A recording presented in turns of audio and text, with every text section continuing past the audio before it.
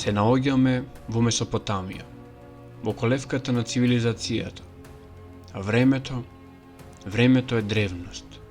Се чини како што човештвото денес памети, се започнува таму. Се оно што и денес е детерминирачко за нашето постоење, како некој од нигде никаде го има насадено во таа земја, помеѓу две големи реки, северно од оно што ние денес го знаеме како Персијски залив. На таа територија, во различни периоди се заменувале различни цивилизации и народи. Но секако, се почнува со сумерите, подоцна акадите, вавилонците, асирците, халдејците, персијците, па дури и Александар Македонски овде во Месопотамија ја утврдил својата голема империја.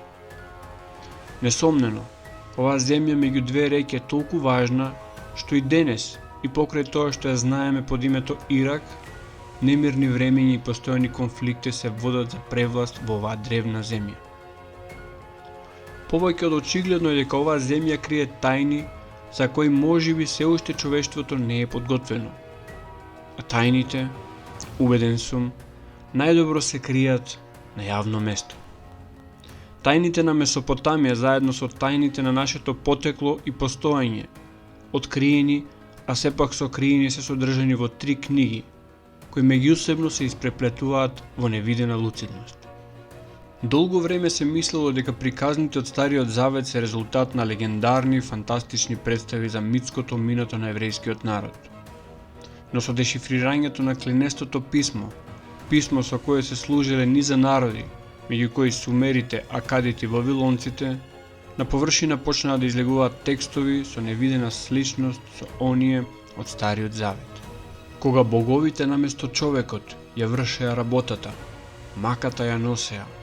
Маката на боговите беше преголема, работата претешка, неволјите премногу. Великите Анунаки ги создадоа и джиджи, да го носат 7-кратниот товар. Ану, отецот нивен беше крал, советник воен нивен беше Елил, одајник нивен беше Нинурта, надзорник на каналите беше Енуджи. Ја зедоа тие кутијата со нешта, фрлија ждрепка боговите и подолба направија. Ану се вознесе на небото, а Елил ја зеде земјата за своите луѓе.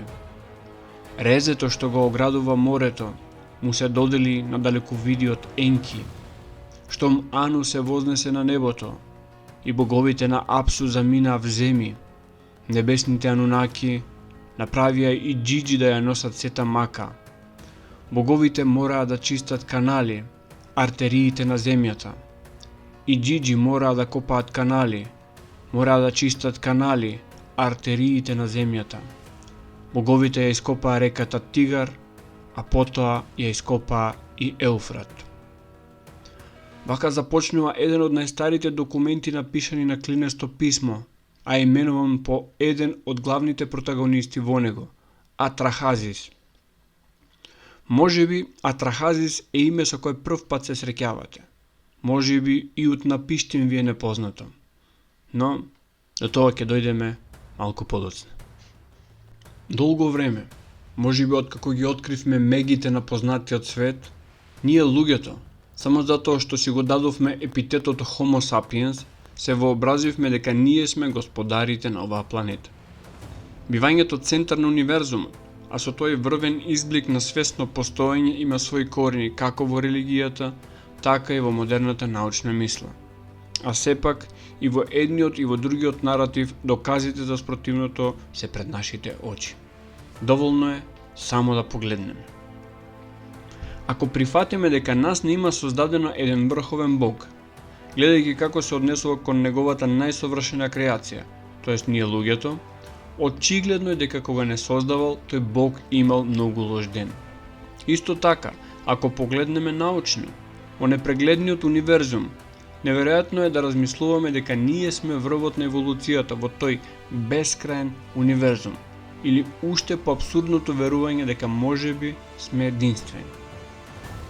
Прашањето кое ме мачи е зошто немаме храброст да погледнеме во најочигледниот одговор за нашето постоење. А одговорот кој ми доаѓа е заради системот на контрола кој е воспоставен од зората на човештвото. Вообразената наука има воспоставено одредена временска линија за постоењето на човекот на планетата Земја, која оди наназад до палеолитот, некои 300.000 години, од кои само последните 6 до 7.000 години се припишуваат на оно што ние го знаеме под терминот цивилизација.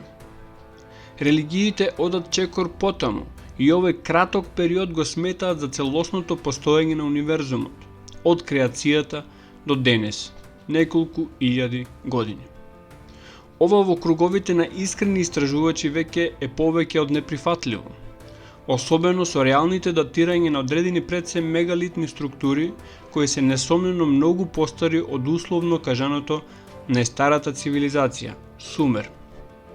Такви објекти се Гобекли Тепе во Турција, пирамидите во Гиза, Египет, редица мегалитни остатоци низ Балканот, како пирамидите во Босна или Кокино во Македонија. Без при тоа воопшто да се споменуваат мегалити на други делови на светот, а ги има премногу. Овие објекти со нивната астрономска прецизност и старост го рушат наративот на догматската западна наука. Документи кои ги имам споменувано и во претходни видеа, а кои укажуваат дека овие 300.000 години се однесуваат на цивилизирано присуство на човекот на оваа планета, се секако Сумерската листа на кралеви и Торинската листа на кралеви. Во овие документи се гледа дека оно што нам Академијата ни го представува како митологија за измислени богови, полубогови, џинови, змејови, хибридни суштества и што ли уште не, е всушност само древна историја. Ако искрено и отворено погледнеме на оваа историја, полесно ќе разбереме и реалноста и улогата на човештвото во неа. Впрочем, и епот Атрахазис, цитиран предмалку, укажува како најпрвин боговите, односно Анунаки, се занимавале со тешката работа, со копање на канали и уредување на земјата помеѓу реките Тигар и Еуфрат, кога боговите, наместо човекот, ја вршеа работата. За да подоцна, текстот убаво ни објасни дека за таа работа Анунаките ги имаат создадено суштествата по име Иџиџи. Повеќето од вас знаат дека Анунаки е сумерскиот збор кој ние генерички го преведуваме со богови. Но анализата на зборот укажува на Ану, што значи небо, и Ки, што значи земја. Ке Закарија Сичин го наоѓаме преведено како оние што од небото дојдоа на земјата. Анунаките овде повеќето се спомнати по име и по ранг, односно по задолженија откако се поделени нивните улоги на земјата. Во време кога очигледно не постоеле луѓе. Додека нивната мисија на земјата очигледно предвидувала тешка работа за уредување на земјата на која очигледно имале важна мисија. Епот Атрахазис ја има среќата што не е дел од ниеден религиозен канон, така што луцидната очигледност на работите е во прв план. Ако Анунаки се онаа виша и технолошки супериорна раса, тогаш кои се Иџиџи? Иџиџи се раса создадена од самите Анунаки за да ја вршат тешката работа поврзана со копањето на канали. Та тешка работа, епот прецизно кажува дека Иџиџи ја вршеле цели 3600 години. По ова, самите Иџиџи креваат бунт против главниот од Анунаките на самата земја, богот Енлил или Елил. Во вербалната расправија јасно се гледа дека Анунаките на Иџиџи гледаат како на сопствени деца, односно сопствена креација.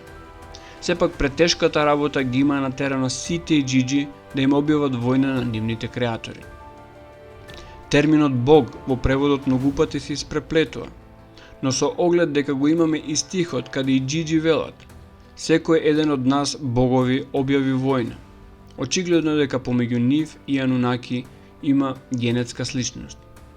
Решението на овој конфликт помеѓу Анунаките и Иџиџите доаѓа од предлогот на Енки, односно Еа, преку овие стихови. Еа зеде збор и говореше на боговите неговите браќа. Зошто ги обвинуваме нив? Нивната работа беше претешка, а маката преголема. Секој ден на земјата одекнуваше од знакот на уморот преголемата мака. Ние постојано го слушавме тој екот. Еве Абелет или богињата носилка е тука. Нека таа создаде правобитен човек. Нека тој го носи јаремот. А нека тој го носи јаремот од работата на Елил. Нека човекот ја носи маката на боговите. Белет или, како што поемата ја нарекува оваа божица, е една од анунаките, која е одбрана да го носи човекот кој анунаките го создаваат, како што кажуваат стиховите, за да ја превземе тешката работа. Стиховите кои непосредно следат убаво кажуваат која е оваа Белет или божица. Ја повикаа божицата, побараа од бабицата на боговите, мудрата Мами, ти си божицата утроба и ќе бидеш создавач на човештвото. Создади правобитен човек, за да го носи јаремот. Ова божица, Белет или, односно Нинту, подоцна ќе биде позната под името Иштар, додека нејзиното друго име, односно Мами, и ден денешен е универзален збор за мајка во сите јазици. Нејзината улога, заедно со улогата на Енке, е јасно и луцедно дадена во следниве стихови. Нинту зеде збор и говореше на великите богови. Не ми приличи јас да го создадам. Таа е работа на Енки. Тој ги прави нештата чисти. Ако тој ми даде глина, тогаш јас ќе го сторам тоа. Енки зеде збор и говореше на великите богови. На првиот, на 7-миот и на 15-тиот ден од месецот, јас ќе се прочистам со мијење. Тогаш еден бог треба да биде заколен, за да можат боговите да се прочистат со потопување. Нинту ќе меша глина, со неговата плот и со неговата крв, тогаш заедно Бог и човек ќе се измешаат заедно во глината. И нека слушаме биење на тапани од тогаш вечно.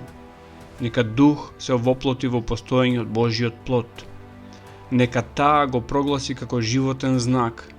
Нека постои духот, за да не го заборави закланиот Бог.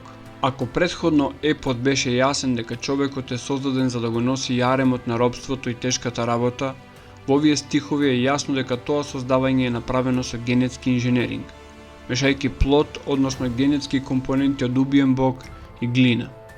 Глината овде е секако представа за генетски материјал кој бил достапен на земјата и пред доаѓањето на анунаките.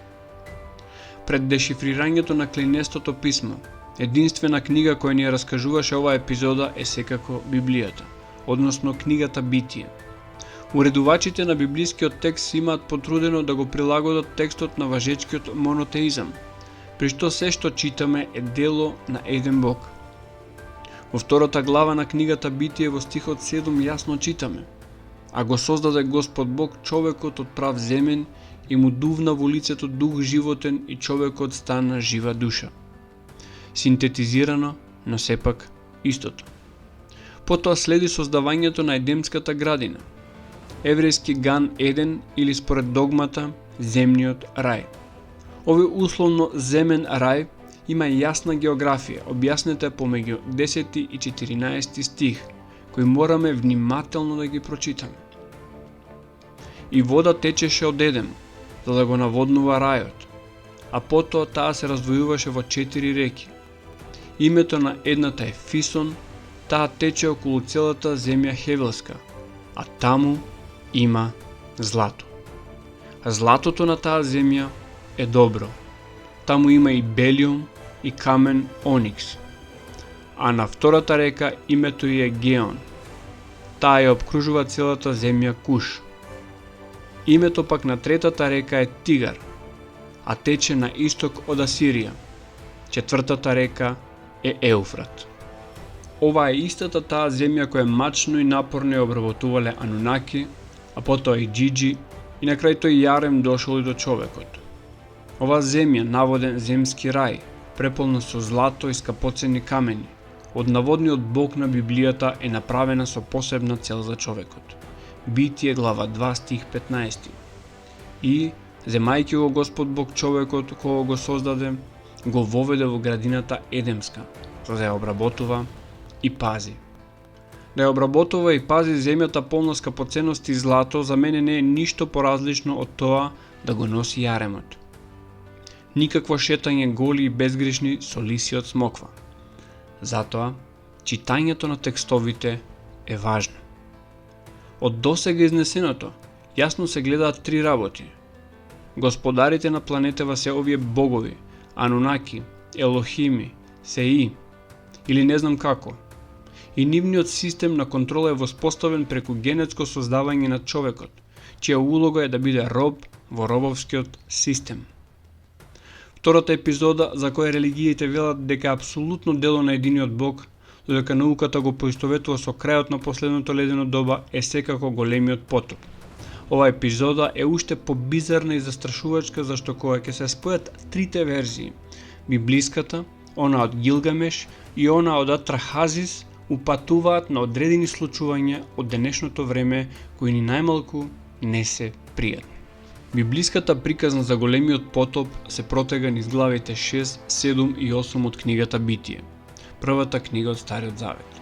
Стиховите 5, 6 и 7 од 6-та глава укажуваат дека наводниот Бог се кае за создавањето на луѓето, меѓу кои ете се насобрале лоши работи и одлучува да ги уништи со потоп. Вака раскажана приказната само го потврдува претходно кажаното, дека има лош ден кога ги создава луѓето, кои очигледно се лоши по својата природа. Не се, Ное е одбраниот од тој Бог на кого му се дава знаење за времето на потопот и за начинот на кој може да изгради ковчег со кој тој, неговото семејство и мноштво животни ќе се спасат од истребување. Од сите животни по еден пар. Потопот настанува. Се што дише бива убиено од Богот на Библијата и на крај невремето се стишува. Откако гулавот испратен да извидува не се враќа, Ное излегува од ковчегот. Сега замислете ситуација на една опустошена земја, а во ковчегот од сите животни само по еден пар за повторно населување на земјата. Што прави Ное? Глава 8 стих 20. И му направи Ное жртвеник на Господа. Зеде од секој чист добиток и од сите птици чисти и принесе на жртвеникот жртви спаленици. Овие спаленици се очигледна наслада за овој Бог, кој наместо да остави да се размножуваат овие животни, веднаш после потопот ги сака за жртва. Оваа жртва и прецизниот начин на кој се приготвува се објаснети во првата глава од третата книга Мојсеева, наречена Левит. Ное, според Библијата, е еден од предпотопните патриарси кој бил долговечен, односно има живеано 950 години. Епот за Гилгамеш ни носи истава приказна со многу поголема искреност и луцидност, преку раскажувањето на самиот Утнапиштим. Утнапиштим е всушност истиот лик како и Ное, а неговата историска конотација ни е дадена со тоа што се споменува неговиот татко, Убар Туту, лик кој е последен пред потопот на веќе споменатата сумерска листа на кралеви. Бог кој од множеството богови му јавува на Утнапиштим е секако Еа, односно Енки, кој друг ако не Богот кој со божицата Белет Или, односно Иштар, ги создаваат луѓето на почетокот. Еа е тој кој ги дава инструкциите за времето, начинот и причините за потопот, исто како и упатствата за градењето на коработ за спас. Кога настапува потопот, се гледа како и овие богови не се така семокни, при што и самите се плашат од потопот. И самите богови од потопот се исплашија. Избегаа и кај Ану на брегот на боговите се качија. Шчучурени како пци, меѓу себе се туркаа. Иштар како жена на породување пишти. Пиштењето на Иштар е всушност низиниот мајчински лелек, како божица од која се родени сите луѓе. За затоа дадов луѓето да се раѓаат, та сега ко риби морето да го полнат.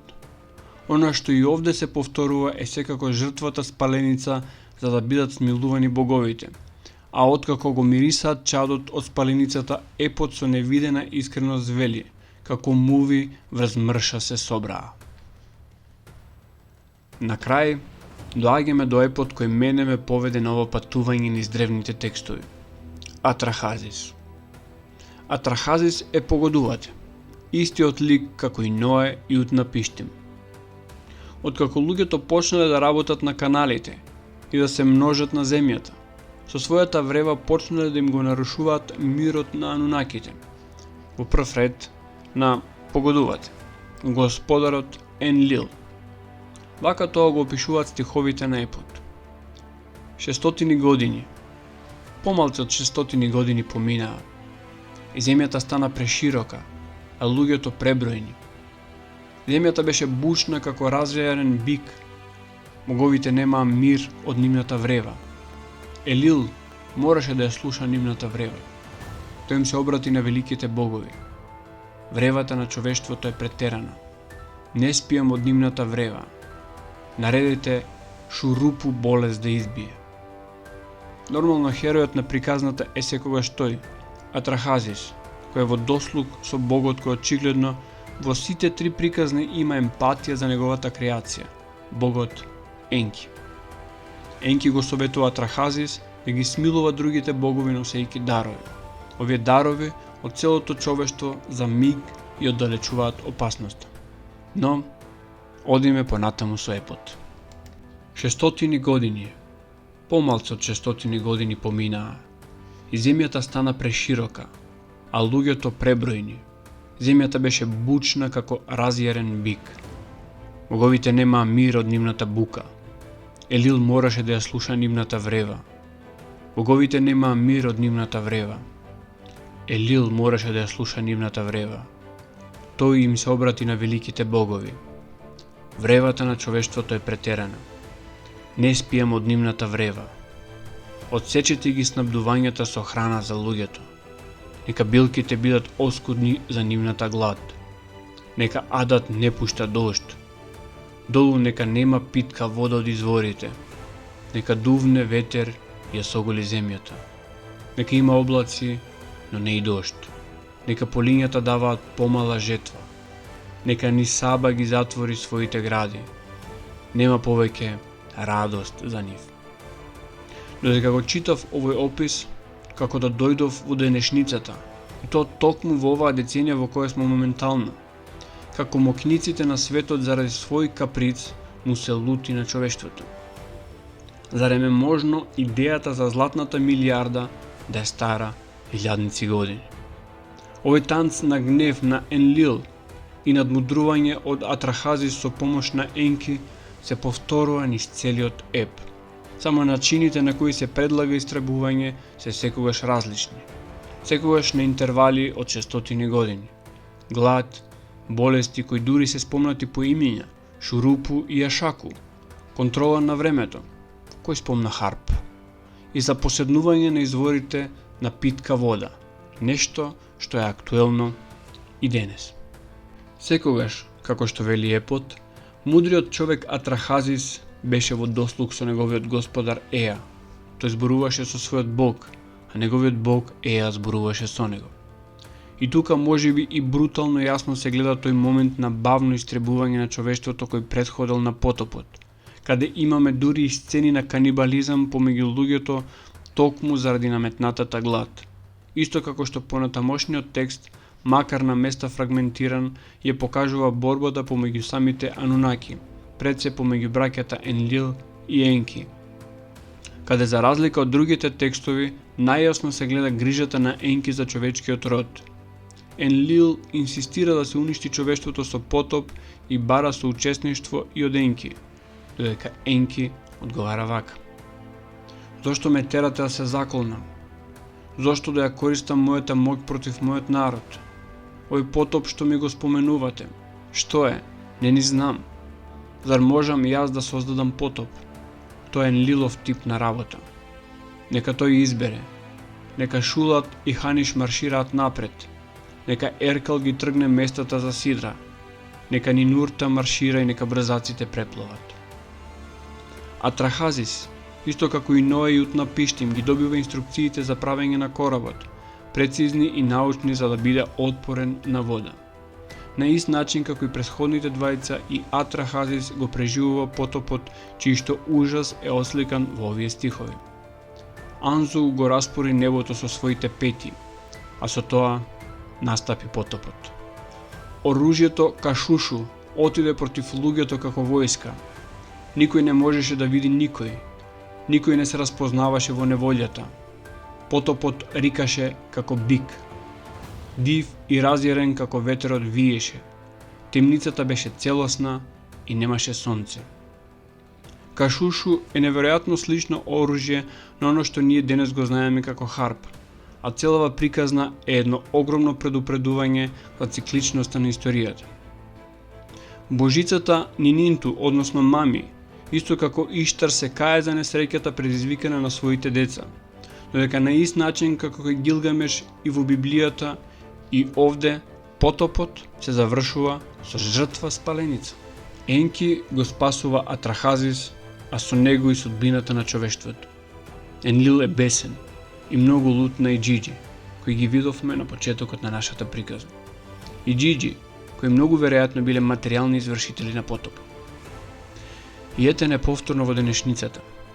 Знаеме дека земјата меѓу двете реки опишана и во Атрахазис и во Библијата и денес е мегдан за многу војни и човечко страдање.